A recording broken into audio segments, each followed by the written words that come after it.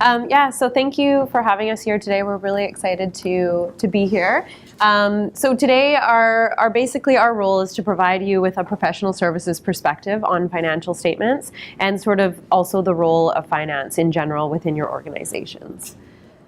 So we're going to take a look at what the optimal finance department structure might look like for you guys, help you understand the perspective of key financial statement users and specific aspects of financial statements, highlight some basic tax considerations, and kind of help you figure out how you can tell the story of your company through your financial statements. So that's our agenda. Okay, so first we'll talk about the role of finance in your companies. Our first slide, I just want to start with a question that you guys can think about while we go through this slide. So how do you feel about the role finance is playing in your company today? Like, is it helping you? Is it hurting you? Is it taking too much time, or do you not even notice it at all? And this slide sort of aims to discuss how the role of finance is centered around making better decisions. So you can look at business as or finance as a platform of information to lead you to better decisions. You can look at it as a balanced investment. The amount you put into your finance team should give you the skills to make better decisions. And then looking at it as ultimately a business partner with your company. The next slide is just about the finance team structure. So these are all the sort of general roles you can have within the finance team. There's from bookkeeper, which is sort of the basic day-to-day transaction stuff with basic accounting training, to accounting manager with financial reporting and accounting oversight. And this is where you'd usually have someone with a certification, so a CA or a CMA or a CGA. And then you move on to Director of Finance or CFO, which is higher level and more of a mix of operational and strategic type of decision-making role. And so these are sort of the 4 different roles you can fill within your finance team.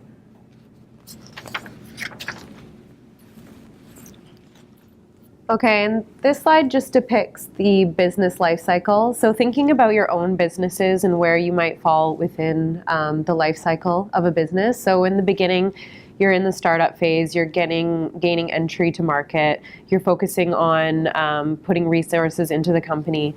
And as you move up and you're moving into the growth phase, you're increasing your customer base. You're reflecting on the business and looking at the processes that are happening within the business, thinking about investing, perhaps expanding that role of finance to enable you to make better decisions about the company.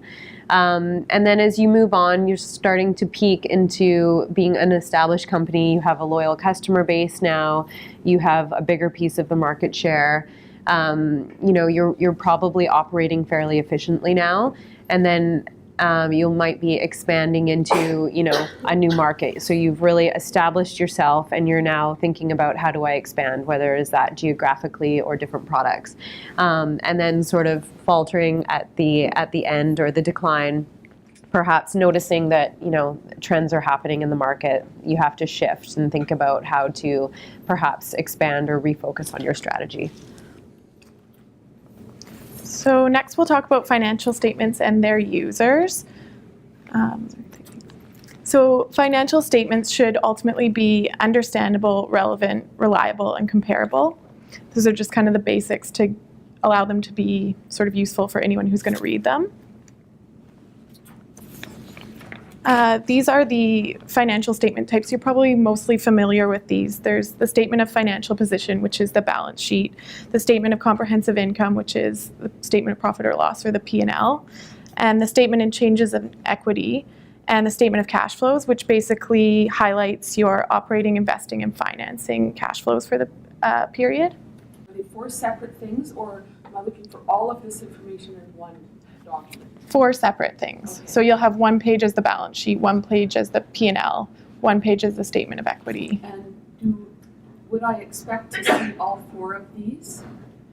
I think primarily the balance sheet, the income statement, and the cash flow statement. The statement of equity is not always required, depending on You're not all, you're not always looking at the statement of changes in equity, but essentially, your company would have, if you're doing your bookkeeping, you have sort of a chart of accounts, and when your system sort of extracts information out of that, it can spit out essentially these 4 statements.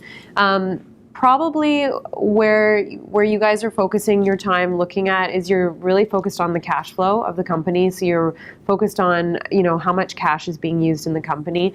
And that's your statement of cash flows. Your statement of financial position is really going to be focusing on what the assets you have in the business. And you're also going to be really looking at your statement of income. So the profit and loss. How much revenue do I have? What are my expenses that are coming off of that? So in terms of the users of your financial statements, it's really important to keep in mind, who they are. So they're yourselves as the owners of the company. They're investors and the financiers of the business. So as the owners of the company, you're using the financial statements to really make those strategic investment decisions on the company and trying to figure out where to take the company from here. Investors are really focused on, how do I make a partnership with you? Am I wanting to invest my cash in your business to sort of align that and get a good return out of it? Financiers such as banks, they're really focused on whether or not your assets are, good assets. Are we able to collateralize on those assets? Am I going to be able to see that I can get like a predictive payback from your company and that it's secure? So each of these users of the financial statements have a few things in common. You're all focused on the financial health of the company. You're all focused on the cash flow of the company, and you're really looking at the year-over-year comparables. Where has the company been? Where is it going? What are the trends? But there's also quite a few differences in the financial statement users, what they're sort of focused on. So as yourselves, you're probably focused on the balance sheet. You might be focused on, what kind of cash do I have coming in with my accounts receivables? What do I have to pay in my accounts payables? You want to maintain control of the company by looking at a mix of financing options. Maybe you don't want to give any equity away to any equity investors.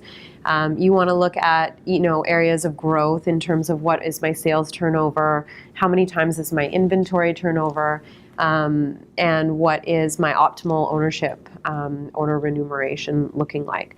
As an investor, as I mentioned before, they're concerned about a strong return on investment. Is this really going to be a good sort of payback for me in terms of how much money that they're putting in? They want to look at what the potential is of your company and looking at whether or not, like, what the actual mix is of the ownership within that company. So are they investing in with you, or are there lots of different partners? What is that structure? And then financial institutions, as I mentioned, they're concerned about collateralizing on your capital assets, your inventory. How financially sound is the company? Are we able to get paid back on the debt and the interest in a predictable way? So next we'll look at reading financial statements. These are a bunch of the typical ratios that people are looking at when they're reading your financial statements. So I thought we could just run through each of these and kind of explain them and how they work and what looks better and what looks not as strong. So the first one on the board there is current ratio, which is your current assets less your current liabilities. So this basically gives you your ability to pay your short-term obligations. So a higher current ratio is stronger as you have more assets to pay off any debts that you may have. And then the next one there is the debt to equity ratio. Yeah, so current assets would be like cash and accounts receivable and inventory, and then your current liabilities would be accounts payable and any short-term, like within 1 year, that you have to pay that liability. Anything that has to be paid within the year would be a current liability. So anything like cash and accounts receivable less anything that you have to pay within the next year would be your current ratio. And what ratio are you looking for? A higher one means that you have more ability to pay off your debts with the assets that you have. So if you have more assets as compared to liabilities, then you have ability to pay off those debts with the assets that you own. But there's no like optimal I wouldn't Not say there's an necessarily. I optimum, think no. every institution will sort of look at what industry you're in and sort of determine, what might be that optimal ratio for your industry, because they can be more working capital intensive or not. So it really does actually depend, yeah. But you don't want to go less than 1, obviously, because then you don't have as many current assets to pay off your debt. That's when it, less than 1 is obviously, that's a bit of a red flag for sure. Yeah. And it's over a 12-month period, you said? Yes. That's the classification on sort of a statement of financial position or a balance sheet. The assets and the liabilities are classified as current or non-current. And so what makes it current is being less than 1 year. So your cash is highly liquid. You can get that at any time. Receivables, it generally depends on the sales terms that you're providing to your customers. So if your sales terms are generally net 30, well then they're definitely going to be less than 1 year. Whereas something like fixed assets, capital, furniture and equipment, leasehold improvements, those sort of things are the capital assets would be longer term. Inventory, depending on the nature of your inventory, I would expect if you're like a retail sort of business where you're actually selling inventory, I would expect it to be current because you're hopefully turning it over fairly quickly. Besides what these ladies were saying about, comparing it to others in your industry, I think you can also track your own ratios and then compare it to your own history. And that's interesting your trends. Too. Yeah. And same with comparable companies. You can look at theirs and see how you're doing against competitors maybe or other Where do you people. get the information from? If they're public, you can get it online, but if they're not, then... Yeah, you can't get, any private companies, you can't get, any of their information. That's one thing I've always thought about is like, what's the competition bringing in? Yeah. I think it's really important to try and pay attention to then like any publications that sort of they're doing sort of surveys that they can gather information and then they can, break it out into industries and disseminate it. Then it's confidential. You don't know, necessarily who the companies are, but looking into publications like that, you can start to get some more industry comparatives. Yeah. Okay, so moving on to the debt to equity ratio. This is total liabilities over total equity, and it basically measures your company's financial leverage, so the proportion of debt and equity used to finance your company. So accounts receivable turnover is sales over average AR for the period. So a stronger turnover ratio would be a higher number because that means you're collecting your sales faster. Inventory turnover is the same idea. Cost of sales over average inventory, and it measures how quickly you're selling your inventory. So a higher inventory turnover is better. It means you're moving your inventory faster. And if it's lower, then there could be, you could start to think that there's maybe a risk that you're not moving your inventory as fast and there may be obsolescence issues or, something, is you're going to end up paying a lot more for holding that inventory because you can't move it as quickly.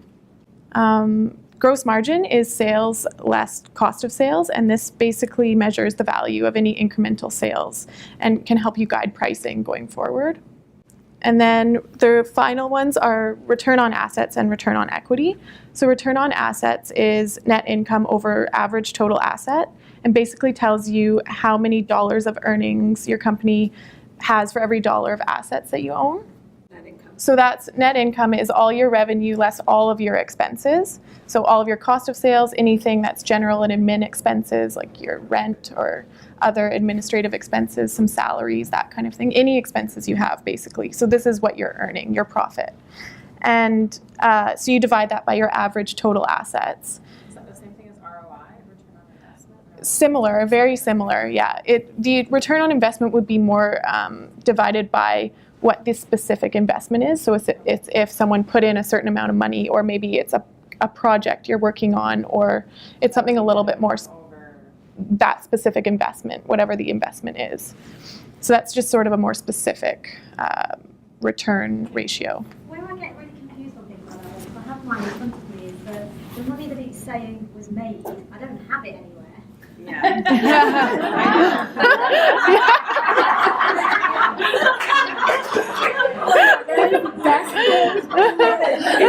It's totally true. I know. Yeah. That always like throws me, because I'm like, why is he saying I have this and I'm in my operating line? Yeah, because it's all hung up in all the different little areas on the financial statements. Yeah, but it's sort of telling you that even though, this is the position of the company right now, you've got some cash, you've got some receivables, payables. In the past year, that's how much your business actually made. So it's just kind of telling you. But as an owner, you're completely right. You're just focused on how much cash do I have in my bank account, right? Yeah. I mean, I think the more frequently you're looking at all of this information, the more you just have more information to be making decisions about the company. If you're looking at the trends of the company, you're more quickly able to make those decisions. Even if you're looking at these ratios, monthly or quarterly, for instance, if you're selling products and you're looking at your inventory turnover, that could actually be a very key metric for you in your business. Identifying, why isn't my inventory turning as quickly? And then sort of reflecting on, okay, well, what's in my inventory? What have I done in the past few months, changed my product mix that might not be working? Or what is working, It's sort of like going back to one of the first slides where we had those 3 circles that all pointed to better decisions. And if the amount of time you invest into your finance team, looking at your results and looking at your statements and stuff to see what's going on in your actual company, the more information you'll have to make better decisions with your company going forward. So it's just all kind of leads you to how much time you're able to put into it. That will get you to a better decision. Finding that balance. Yeah, and then maybe it's just, having your bookkeeper go through those ratios and prepare them for your meeting so that you guys can discuss how the ratios are looking, from one meeting to the next.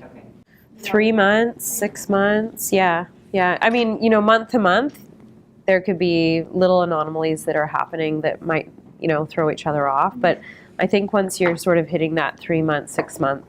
But again, it also depends, I think, on the space that you're operating. So things could be happening very quickly within your industry, and in that case, that shorter time period might make more sense.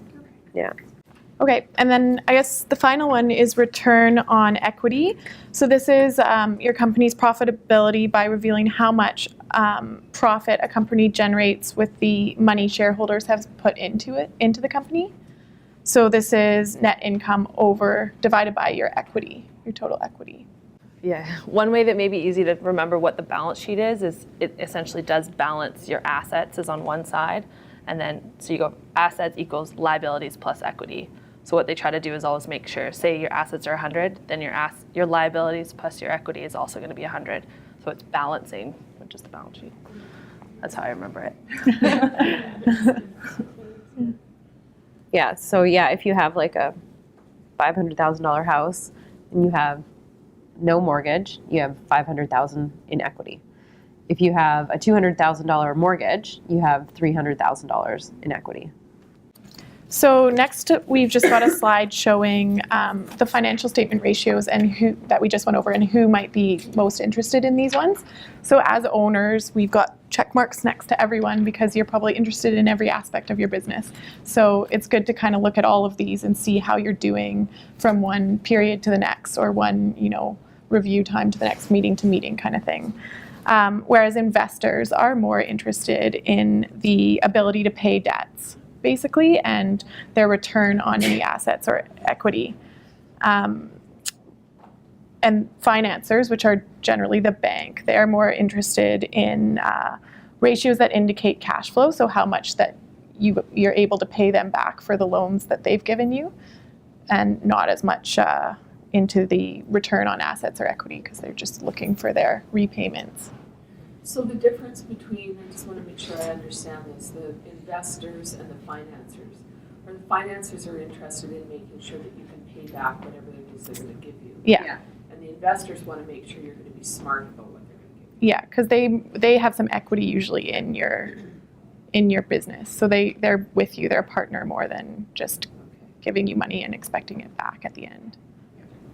Do investors, as well as give you money, give you any leadership skills, or do they just purely leave it down to you? Because if I was looking I think for they investors, I can. must be looking for help. Yeah, I think they definitely can. I think it depends on sort of the partnership that you work out with the investors, how, involved they want to be in management decisions and that kind of thing.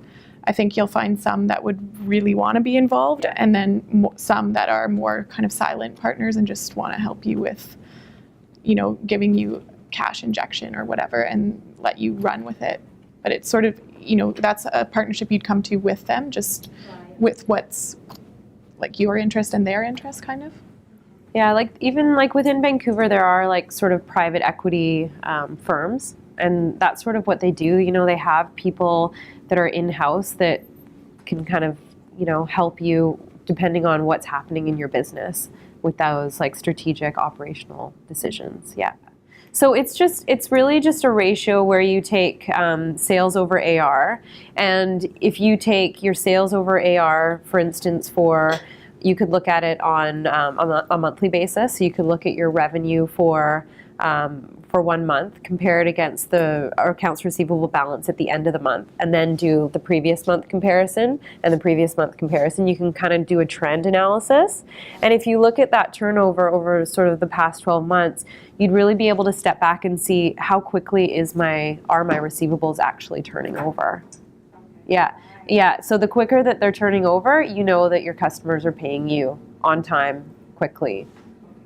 It helps with your cash flow to know when you're getting your cash. And if they're paying right away, well, either on credit card or by check, then it's immediate. Yeah. There's a lot of people. I have a question. I was going for a new mortgage, and they asked for all sorts of information and all your statements, so I just sent it to them. And that wasn't right, because you're supposed to change your numbers a little bit. But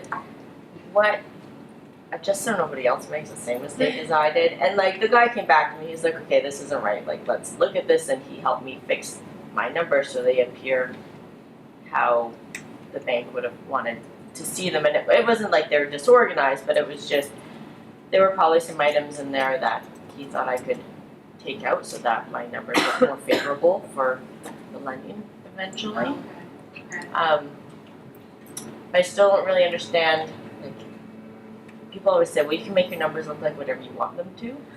But then I'm like, well, that's totally dishonest. So you don't want to tell an auditor that, which is what I do.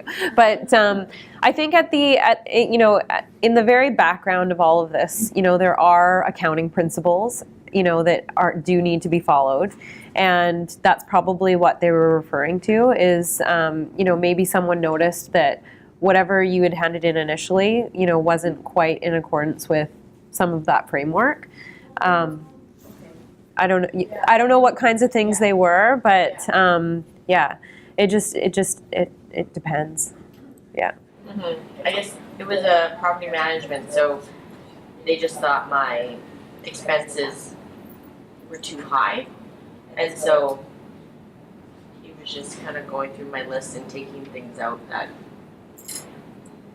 made my expenses look a little more favorable. So in a company, one thing that I'm not sure that they did do, but, you might have expenses that you incur, through the year, but they're actually expenses that you can sort of capitalize and then sort of expense over time. So even though you made that cash payment, once a year, say insurance, something like that, you should actually treat that as a prepaid expense because, even though you paid that in January, it's actually covering you for the entire year. So that is probably what little things like that is, you should, even though you paid, say, all of those things, say 1 month, it may have made your results look really poor because you put them through all in 1 month. But actually, you should sort of capitalize them and recognize them over an even period. I think also with the banks, banks versus, an auditor or, where they're asking for the official statements, it's not necessarily a dishonest thing. It's that there are certain things they need to see, but they don't ever say they have to see everything. And so the omission of it isn't a lie or dishonest. It's that they care about these, few things, and some of the others, bits of information are more unnecessary. So they're not claiming that they have to know every expense. So I think he was probably trying to help you out to what they have to see. It's a bit of banks often operate more on a need to know basis. on some of that. And so when you have a better relationship with someone, or like this guy clearly was going like, hey, let me help you out here. Yeah. He's not going to break his rules, and he's not going to lie because he'll get fired, but he'll do what he can to help you. Plus he wants the sale, as in, letting you do this business through him. And it's the same as if you do like a personal mortgage or anything. I mean, there's certain things they have to see and requirements. Okay, they need this many assets, and they want to make sure that your expenses are reasonable. And whether it's about, part of it could be the whole prepaid thing, but others are just things they just are not required to see because they don't see it as maybe a direct expense related to the piece that they're analyzing. Yeah. It may be more like that, but it's going to be interesting. We're having RBC come in this morning. Right. And so they'll go through a bit of this, and I think this is the perfect environment to ask them because you're not asking them for a loan right now. No. This is fair game. And I think you can ask stuff like that and ask, how extensive of this information do they need? And I think it also depends how they're partnering. Like if it's a mortgage or some sort of loan against an asset, it's very different than when they're building a relationship. Like some of the girls on Tuesday night were talking about where like Linda yesterday said she wished she had a better relationship with a bank from the beginning because of all that sort of more partnership piece of it, where maybe they do need to know everything, but then they're really going to be able to help you because they're more loaning on the full faith and credit of you and this hope that your business is going to do well, as opposed to complete collateralized lending like against an asset. And I think depending on what you're asking for from the bank, it'll really vary based on how you want them to partner with you. So I would really push that in the questioning today and figure out kind of what to do when. Yeah, you want to normalize your income as well. Perhaps you're not paying yourself any money out of there. That's a really simple way as well, And if you were trying to show how the company was doing, you might be wanting to show, well, if I actually paid myself, then the earnings would be this. Or So is inventory like a prepaid expense? I order $9,000 worth of product from New Zealand 3 times a year. So, my husband looks and he goes, "You spent $15,000 last month. What did you buy?" And it's like, yeah, but next month I'm not. yeah. So it's how do you work that?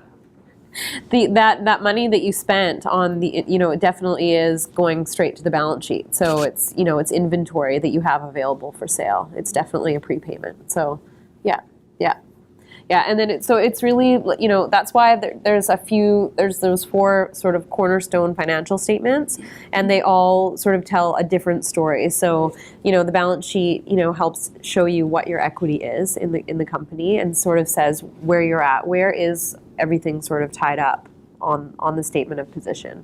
But your cash flow statement is really going to help you figure out your cash flow, because that's really what you're mostly concerned about, right? Yeah. Can you guys maybe comment for a sec, just because we've been doing a lot of inventory, product-based type stuff, for all the businesses around the table who are service-based businesses, what should they be thinking about in terms of the financial side of things? What would be sort of some of the metrics that might make more sense for a service-based business so that they can track? Yeah. Probably anything, you probably have people working with you then, right? So you have a lot of employees and doing those sort of services. So you probably want to look at any kind of, employee related expenses, and, maybe what my salary burden is as a percentage of my sales, and tracking sort of efficiencies that way. Also looking at, probably the receivables turnover is probably also key in looking at, how quickly that's turning over. You're providing a service, but are you getting paid back for it in a timely manner? Yeah, and I think the more frequently that you're looking at these things, it just goes back to those earlier slides on the quicker that you are looking at this information, I think the more information that you have to make different decisions. Department. So could you just briefly explain what the role of each member of that team would be, or how they differentiate? Like back to those 4 different positions? So what, I know the bookkeeper, sorry? Like what value each one adds? Yeah, like what role would each one play to see, do I need them all? Do I don't need them all? Maybe I just need 2 of those parts, or, Yeah. Do you want to answer that one? Sure. Yeah. So I'll just go back to that slide. Do you want to maybe go back to that slide? So the bookkeeper is very basic accounting. So helping you with, if you have QuickBooks or something, helping you with your statements and day-to-day transaction, very detail-oriented. Then the accounting manager is more of an oversight role, like they'll do financial reporting for you and that kind of thing. This is where you usually would get someone who's a CA or a CGA or I guess a bookkeeper would more so be a CGA. Yeah. And then the accounting manager would more so be a CA or a CMA. And then the director of finance is more high level and managerial based. So they are looking more at strategic decision making and operational stuff rather than the actual just the financial statements and the actual accounting entries and more like. So that person would manage your accountant and say, like, this is our tax strategy, sort of thing. Yeah, this is the direction we want to go in. Like, we're moving this way. This is what we need to do, and this is so they know where like your financial statements are going to go with that. And then a CFO is much higher level and more, I guess, like strategic focused. Yeah. I think it's important to note, like, you probably always need a bookkeeper. Yeah. So that is, the person that's processing all of the transactions within the company. And then really from there, it's, do I need these higher level positions in the company? So it's where doing these ratios and doing these financial statements, you may need someone a little bit higher level. It just depends. So like we were saying, those off-the-shelf accounting packages, you could have your bookkeeper just produce the financial statements, but they might not have the capacity or the time to really look at analyzing, the actual ratios that might help you with that strategy decision. They could probably help you compute them, but that's where you might want the accounting manager, the director of finance, ultimately a CFO when you're like a well-established company, but the accounting manager or the director of finance, I would suspect that might be where you guys are falling, where you probably need someone to help you put that information together, look at the past, help you figure out the trends, and look at where that is. They can also help you with cash management too, like understanding when you're going to be needing to make some payments to like, the bank or whoever else, and help you forecast for how you're going to cover those payments going like, within the next year. Exactly, yeah. This is like a whole team that can work very well together. Generally, the level of detail at the bookkeeper, like they'll be far more in the numbers in the books and the data entry, and then as you go to the right, it's more high level, big picture, so it will become more strategy based and kind of how the different operations come together. The umbrella. There's not a lot of analysis with the bookkeeper, yeah. It's more just like, here's your entries. And These are the transactions. Yeah, it's just transactions and no real analysis. So how important is it that person knows my industry? They don't have to know your industry, No. they're numbers people. Not off the bat, but they will get to know your industry very quickly. Yeah. I think, if you just take the time to kind of map out, okay, what do I want to see? And then you can kind of ask them to initially prepare it and then get them to prepare it on a more frequent basis. It's just done. So if you ask them to, prepare them on the 10th day of the month or something like that every month, and then it makes you get it in your inbox, and then you start looking at it a little bit more frequently. You probably want to look at them like at least on a monthly basis, I would say. Yeah, at least, all the financial statements and perhaps the ratios, right? And then, I don't know what exactly your accountant is doing for you. Is it just like sort of taxes or? Yeah, basically he does the year-end stuff. And Right. He answers questions as they come. So maybe you just want to meet with him on a quarterly basis to say this is what's been happening in the past few months, and then he's sort of up to speed when it gets to that year end. Can you contract it out? Yeah. Can you have Yes. somebody who you work with who reviews your stuff once a week? Yeah. There's definitely people that have like Lots of people. lots of contracts and a client portfolio. Full-time job. $1,000 salary on my payroll. A director of finance in there right now. Yeah. But I see the value in a couple of years. Yeah.